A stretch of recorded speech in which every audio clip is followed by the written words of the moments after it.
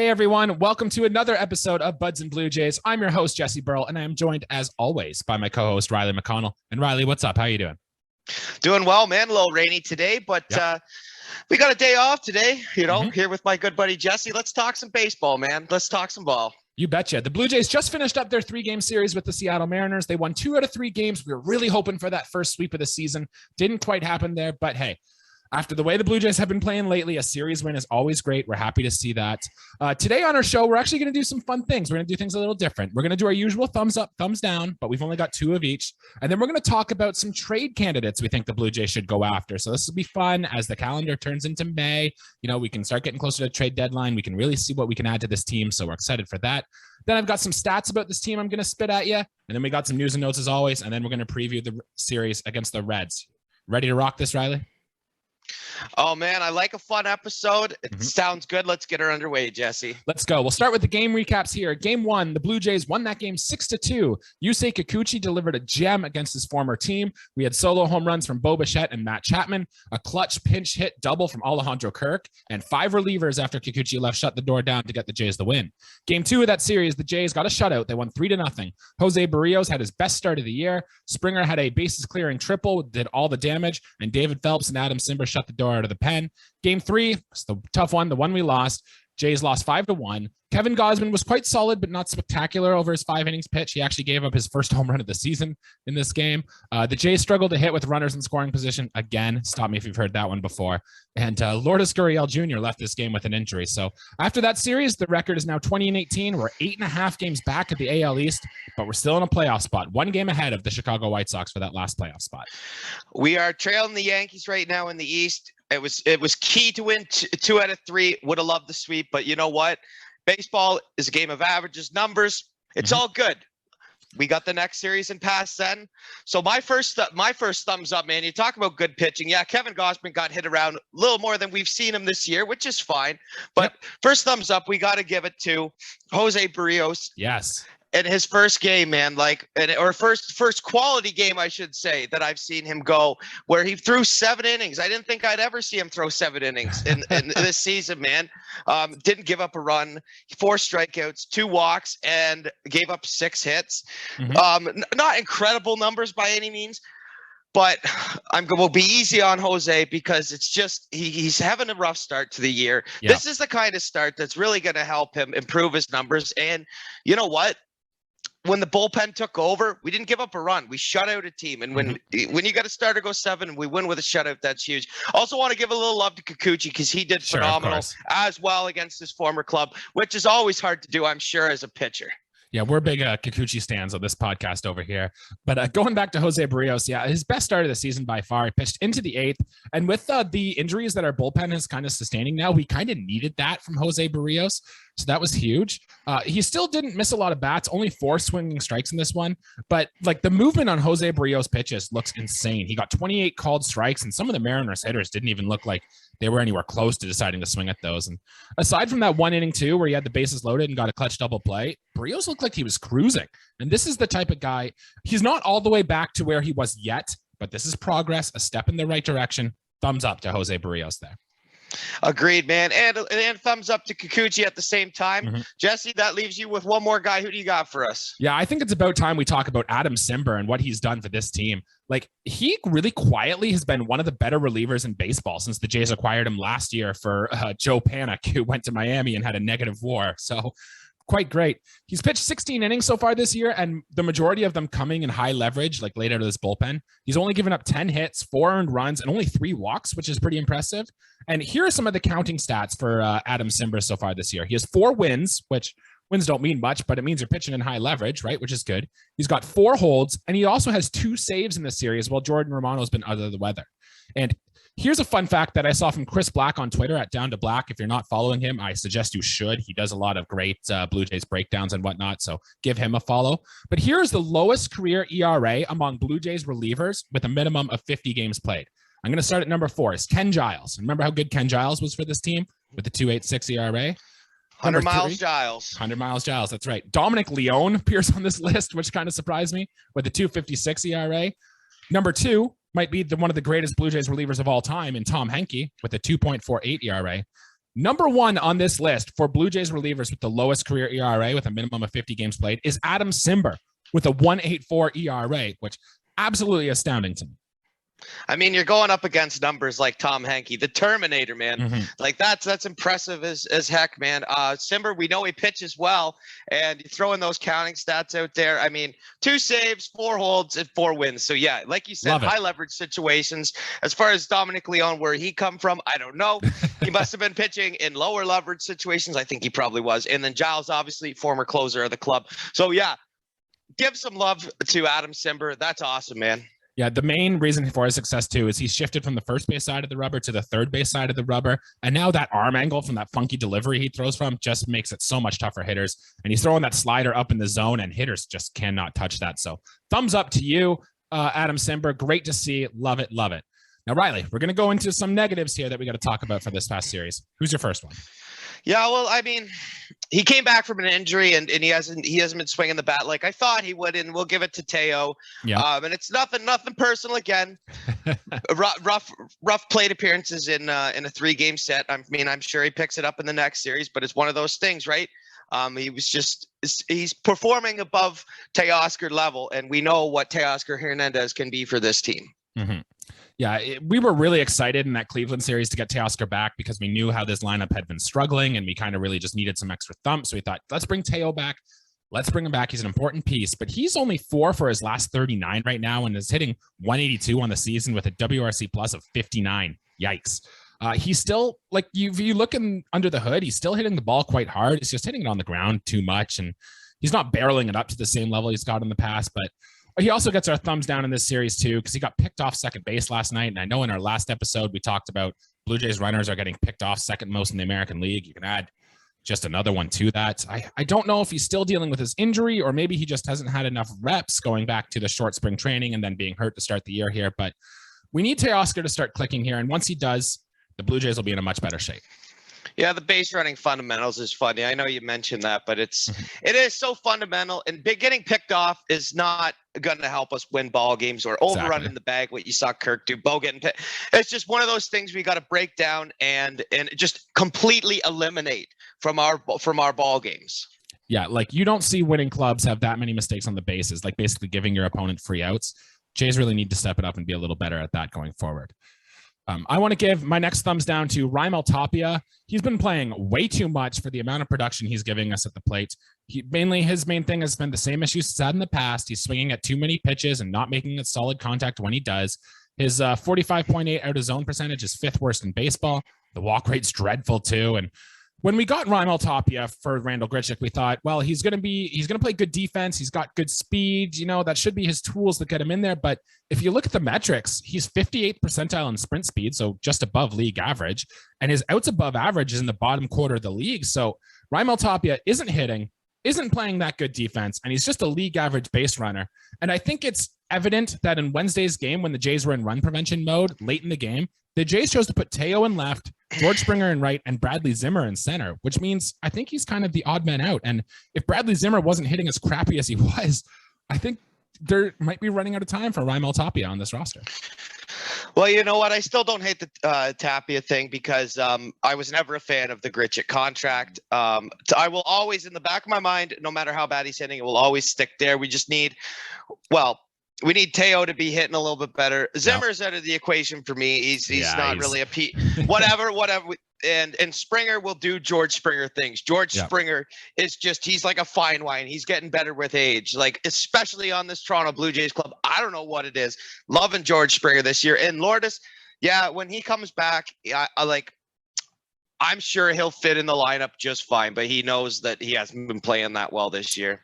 Yeah, Rhys Tapia it sucks. It struggles to see. He's had his moments. He had that walk-off sac fly, and he hit the home run at Fenway Park, but we just need more from him, and he's part of the reason this offense hasn't done what we thought it could be doing. Riley, with that being said, let's get into the fun things. We're about 6+ weeks into the season now, and I think we have a good idea about what this Blue Jays team is, with our strengths, with our weaknesses. So let's talk about some players around the league that we think we can add to this Blue Jays roster as we get closer to trade season. Riley, I'll let you take it away first. Who do you want to see the Blue Jays go get? Well, God, I gotta sound like a broken record when I say this. And it's just because I know the players well. and I watch a lot of their games. And I'll stick true to this. In his last start, he had 12 strikeouts. That's something the Jays pitchers don't do a lot of. Sadly, like Gausman's our guy. If we're looking for double-digit Ks, it's going to come out of Kevin Gausman. It's certainly not going to come out of Ryu. I doubt it's going to come out of Berrios because it's just not the swing and miss rate isn't there. Yeah. So what's his name, Riley? You're teasing us. I am teasing you. It's Frankie. My Oakland A's, Frankie Montas, man. I totally would be in love with that trade. He's a fireballer. He has a great four-seamer, an exceptional two-seamer, and another good breaking pitch involved in that. That splitter is nasty. Yeah. For Montas. Oh, yeah. Oh, my God. He's got a great repertoire of pitches. And you know what? I just got off the phone with Billy Bean, and he says that Oakland's selling, man. Oakland's selling the farm this year, man. I think we should go right after Frankie Montas. I love the guy. He's such a good pitcher. And I honestly – I want to tell you the price that I think we can get for him. And I'll throw in another name. Like, we're going to have to get rid of a prospect. I don't think we'd have to get rid of our top guy. Right. I would say Aurelvis Martinez would be on my number one. I would say if that or Groshans. I wouldn't package the two, and I think that's too much.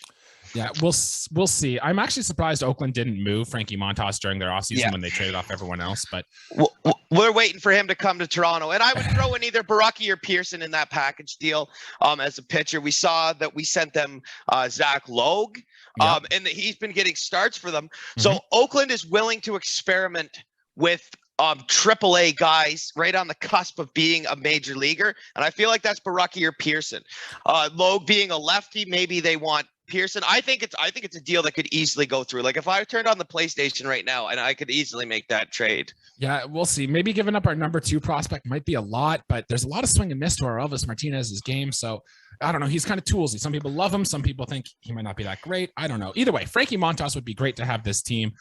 My only thing is Blue Jay starters have actually been doing all right, but like you said, we're one injury away, right, from really having that depth go down. So Frankie Montas could absolutely help this team. My trade candidate that I think we should get, and I mentioned it in the offseason when we did our episode there, is I am beating the drum to get David Bednar on this team out of the Pirates. This bullpen, aside from Jordan Romano, doesn't really have a lot of swing and miss in it, and and David Bednar can provide us with just that. He throws in the high 90s. He has a nasty slider, and like we said, the Pirates, he's not going to be on the next big Pirates team, right? And they're still in a rebuild. So I think maybe a package of one of our top 5-ish prospects, maybe Leo Jimenez or something else, and another young guy with tools, but is maybe far away from the majors, might be enough to get it done from Pittsburgh. And I'd expect to hear a lot of buzz for that name as the season goes on.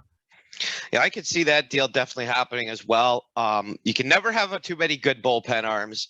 And aside from, Romano's out right now, and Cimber has been excellent. But other than that, the high leverage guys are so important, right? Yeah. And he would be one of them for sure. Another high velo guy. I like hard throwers. I like high strikeout rates. Especially out of relievers, man. If you could throw 5 pitches, 102 miles an hour and rest for 3 days and you've done your job, then that's great. I'll take that every day, man. Yeah, here are some other names just to consider that the Blue Jays might want. I think they're going to be looking for another left-handed hitting outfielder depth or a first baseman. So keep an eye on these names here. Ben Gamel, Josh Bell, Daniel Vogelbach, Ian Happ, Yadiel Hernandez, Hunter Dozier, Tyler Naquin, or Pavin Smith. It wouldn't surprise me at all if the Blue Jays try to keep one of those guys under wraps here. Bring Josh Naylor home. I'm starting a campaign. He had a monster night the other night against the White Sox. He plays for the Guardians, but if you don't know who Naylor is, he is one of 2 brothers, a Canadian, I believe. Is he not? Port Hope or Oshawa, one of these. He's along the 401 somewhere, Jesse. And guy is an absolute psychopath unit. I love the craziness. He's got great hair. He's got a great look to him. A lefty first baseman, man. You can't draw up a better kind of ball player than that. Had a monster night the other night. Let's bring him home. Perfect. All right, we're going to move on to some news and notes here. As you mentioned before, Jordan Romano hasn't been playing. He's got a non-COVID related illness. Sounds like a gastrointestinal infection, which sounds gross, but it's being treated with antibiotics. He should be back fairly soon. Tim Meza, another one of our leverage guys out of the bullpen, is experiencing an issue with his forearm and not his elbow. The Jays are optimistic he should be back after his 15 days on their AIL, but they're being precautious. They're getting him in for testing, quote, in case they miss something. So we'll see. Andrew Vasquez has been recalled from Buffalo and is in this pen to return. As we mentioned earlier, Lourdes Gurriel Jr. had to leave Wednesday's game with the left hamstring tightness. No word yet on severity of his injury, whether he's going to be on the injured list or whether it's going to be day-to-day. Got a Nate Pearson update. The Blue Jays still plan to use him as a multi-inning relief arm. Ross Atkins has talked him up a lot, maybe trying to boost his trade value. I don't know, but he's expected to report to single A Dunedin soon before going to triple A Buffalo and finishing out the season there. Gabriel Moreno was actually removed from the game in Buffalo today. He got hit by a pitch in his first AB today. He came out to catch the second inning, but was removed before the start of the third. So no update there. Hopefully nothing serious from Gabriel Moreno. Kevin Biggio has been reinstated from the injured list and is reported to Buffalo. And Riley, anything there catch your attention? Yeah, well, that's a long list of guys, especially names jump off. You hope that Moreno is okay, and and for the primary RJs, we hope that I hope that Lourdes isn't out long term. Hamstrings could be a funny one. It could be a re-aggravated injury if you play him in too soon. It could put him out longer. So rest him. It's nice that Cavan's back. I don't know how well he'll do in AAA compared to the majors. He's actually hitting really well in AAA right now. So that might be a good rehab assignment for him down there. Let's build his confidence, and I'm sure Pearson will throw an absolute gem in Dunedin geez, man, that's Pearson will do just fine in single A. And I say, the sooner that those two get up, the better. It'd be fun. I want to see what Pearson can do this year in the big leagues. I really do. Yeah. Another quick note here, Vladimir Guerrero Jr. has extended his hit streak to 15 games. And during that streak, he has 16 hits and only 3 extra base hits. So he's got the 1-for-4 thing down pretty damn solid right now. And Santiago Espinal's hit streak has now reached 11 games as well. So if you like hit streaks, there you go. Riley, let's touch really quick on the Juan Soto rumors here. Buster Olney wrote a piece that said the Nationals might be looking to trade Juan Soto because of his refusal to sign a contract extension. And in his piece, they mentioned the Blue Jays as one of the front runners for Soto. Now, personally, I think the Nationals would be stupid to trade Juan Soto. He's one of the best players of the generation. You just do what you can to keep him on your team. But Riley, let's entertain the idea. If the Blue Jays were to trade for Juan Soto, would you do it? What would you have to give up? Think it's worth it? Would I do it? Would I get he's 23, if that? So we're trading our starting left fielder. We're trading Lourdes. Sure. If he even has much value anymore, I don't know. Well, I'm just telling you what I would do. Yeah. We're trading Lourdes. We're trading an arm, a starting arm. We're trading probably you give them 3 ready players, and then you got to go into your system, and you basically have to grab a handful of I would say it's a 6-player to 1 deal for it to go through. I think you're going 3 big league players and 3 minor leagues, and they're not petty prospects. I mean, we could see if that's a trade that goes through, if they ask for Moreno, I mean, I wouldn't grip him too tight. We're talking about Juan Soto. We're talking about a generational talent. And it's nothing to bash any of our players, but if he comes to Toronto at any point to play for this Toronto club, I don't think we've seen a player quite like Juan Soto before. Yes, Vladdy Jr. will win an MVP in his career, but if we grab Soto, then that's going to be first, second for 5 years in a row in MVP voting right there. That would be just disgustingly good. Juan Soto is the second coming of Ted Williams, for goodness sake. So I think whatever our trade offers are for Juan Soto, I still think they're light. If we're doing it, we probably have to trade Alek Manoah, Gabriel Moreno, maybe even Bo Bichette to get it done. And seems like a lot, I know, but it's Juan Soto. Guys like this don't come up together that often. So I still don't think it's going to happen, but it would cost a hefty price, and we'll keep tabs on that as the season goes on. I wouldn't trade Manoah and Bichette at the same deal. I like my homegrown prospects way too damn much to dish them all in one, especially the ones that are in the big leagues as we speak. All right, Riley, real quick, I'm going to shoot out 2 little trivia questions / facts at you, and I'm going to see if you can get the answer. You ready? Oh boy, I didn't study. Let's go. And if you guys watching at home think you know the answer, leave a comment below and see if you can figure it out. Riley, question 1. How many games this season have the Blue Jays scored double digits in runs? We have scored double digits in runs. Hold on. You cut out there. How many times have we scored double digits in runs? Yes. I'm going to say that we've only done it. I'm going to say I think we've done it twice. Okay. We might have only done it once, but I'm saying twice. Lock it in. Locked it in. Okay. It's happened only once. And Riley, do you remember what game it was? Well, yeah, it was the first game of the season. It was the game we were at. I was being optimistic. I thought I missed one where we scraped the 13 spot or something. Yeah. Well, it would be nice, but maybe if you ask me next time, it'll be 2. There you go. All right, next question. On Tuesday, George Springer hit a bases clearing triple with 2 out on Tuesday. Can you tell me the last time a Toronto Blue Jay hit a bases clearing triple with 2 outs? And bonus points if you can tell me the player. Dwayne Wise is the player. I am on Twitter the same as you, but you know what? That's pretty crazy. Yeah, well, when we were on the same Twitter account, we kind of see the same things here. That's fair. I did cheat, but that just shows you folks that we don't rehearse this stuff, because if I didn't look at that Twitter feed, I would have had no idea. Right. What was that, 2009 or 2011 or something? Right in the middle. 2010 was the year that happened. So close enough. And the George Springer triple was the first triple that the Blue Jays have hit this year. Jays have never really been a triples team, but hey, kind of cool. Riley, now I'm just going to spit some facts at you, and you just tell me what you think of them. In his last 45 plate appearances, Vladimir Guerrero Jr. has 0 extra base hits and has hit into 4 double plays. Hit the ball off the ground, obviously. Launch angle is not what it should be, because he's a powerful guy. I'm sure the exit velocities, he's hitting hard ground balls at that. Sure is. Santiago Espinal this season has a WRC plus of 125 so far this season. And last year, when Bo Bichette led baseball in hits, he had 122 WRC plus.